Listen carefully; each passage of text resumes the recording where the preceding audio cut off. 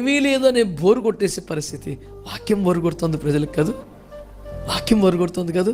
అందుకే ఎంటర్టైన్మెంట్ కార్యక్రమాలా, అందుకే డ్యాన్సులా, అందుకే బుద్ధిహీనమైన పాపిష్టి ప్రేరేపిత కార్యక్రమాలా, యవ్వన ప్రాయంలో ఆడబిడ్డలు మగబిడ్డలు కలిసి పనికి మళ్ళీ గంతులు వేయటమా? ఏం పనికి మళ్ళీ వేషాలు ఇవన్నీ కూడా. వాక్యం బోరు కొడుతుంది ప్రజలకి. వాక్యం మాత్రమే చర్చి జనం రారట. అందుకని వీడు దుష్టుని మనస్సును పొంది నీచమైన కార్యక్రమాలకి సంఘంలో తెరలేపుతున్నాడు.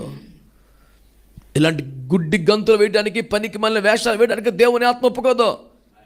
అది దూడ ముందేసే గంతులో గొర్రె పిల్ల దగ్గర పని చేయబట్టండి. అలాంటి పనికి మళ్ళీ వ్యవహారాలు కుదరవు. ఎంతసేపటికి మోకాల మీద పడి కన్నీరు గార్చి ఉపవాసాలు ఉండి అన్న పానాలకి తగ్గించుకొని అన్ని మితముగా ఉండి ఈ లోకము నపరిమితంగా అనుభవించొద్దని వాక్యం చెప్తుంది. అంత తగ్గించుకోండి, సింప్లిఫై చేసుకోండి లైఫ్ని. ప్రార్థనకి, దేవునికి, ఆత్మీయతకు తప్ప మిగతా వాటికి ప్రాధాన్యత ఇవ్వద్దని వాక్యం చెబుతుంటే ఏం భక్తి అండి చేసేది? క్రిస్మస్ సీజన్ వస్తే నాకు శత్రువులు ఎక్కువైపోతారు భూమి మీద. ఎందుకంటే 30 రోజులు తినదనే ఉంటా జనాలు. నేను మరే క్రిస్మస్ పేరు మీద గంతులు ఏంట్రా, అడ్డగోలు తిండి ఏంట్రా, రోడ్ల మీద వేషాలు ఏంట్రా అని విరుచుకుపడిపోతుంటాను. ఆ సీజన్లో అందరికీ హ్యాపీ క్రిస్మస్, నాకు మాత్రమే పెయిన్ఫుల్ క్రిస్మస్. ఎందుకంటే నా మీద అటాక్స్ భయంకరంగా ఉంటాయి ఆ సీజన్ అంతట్లో.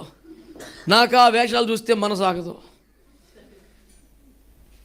చాలా దుఃఖపడతాను నేను దేవుని సన్నిధిలో. ప్రభువా ఇలా జరగకూడదు.